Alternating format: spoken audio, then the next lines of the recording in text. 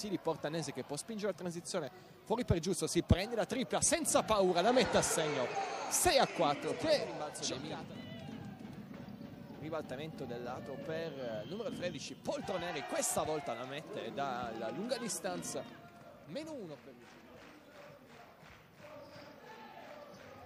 Tassinari, si prende l'arresto e tiro e lo mette, elegantissimo il movimento con Baldirossi che vuole giocarsi 1 contro 1 da palleggio contro Masper. Masper sta con lui e Baldirossi ritorna sui suoi passi e mette a segno un canestro. Portanese che aggiunge un rimbalzo, diventano così 4 rimbalzi conquistati dal numero 11 giallo-blu, che dall'altra parte va a chiamare lo schema offensivo e va ad appoggiare fino al ferro. Che canestro da parte.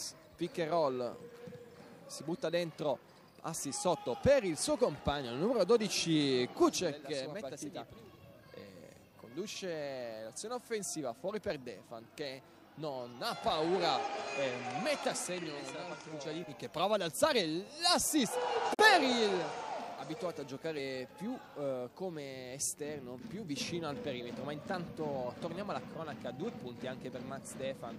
Dunque sono 5 i punti messi a segno dal numero 14 giallo-blu in questa prima metà di gara. Fiorucci prova a punire il mancato di recupero da parte della difesa giallo-blu e ha ragione lui.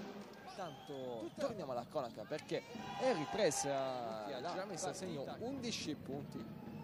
Dall'altra parte invece è proprio Defan a marcare Poltroneri che si accende. Che azione da parte del numero 8 giallo-blu, intanto prova da 3 punti, mette a segno una tripla importantissima. Conti per Fontecchio che viene stoppato,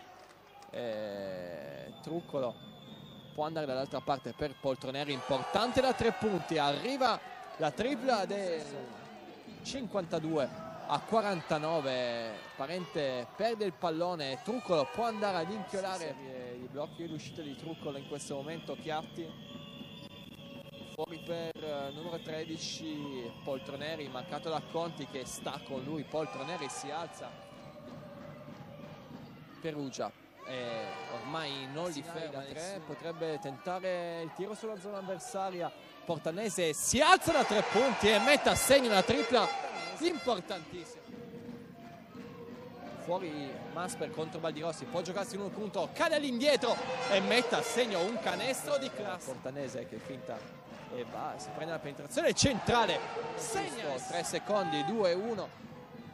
Parente mette una tripla incredibile.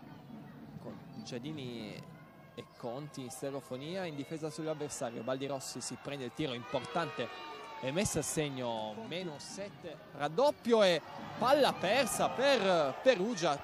Rischio di fallo commesso da Torino, non è così il direttore di gara. Dunque Parente può andare fino in fondo. Tassinari da 3 punti importante, lo mette a segno. Partita con la vittoria di Torino 8-0, 6-9, tutti in piedi al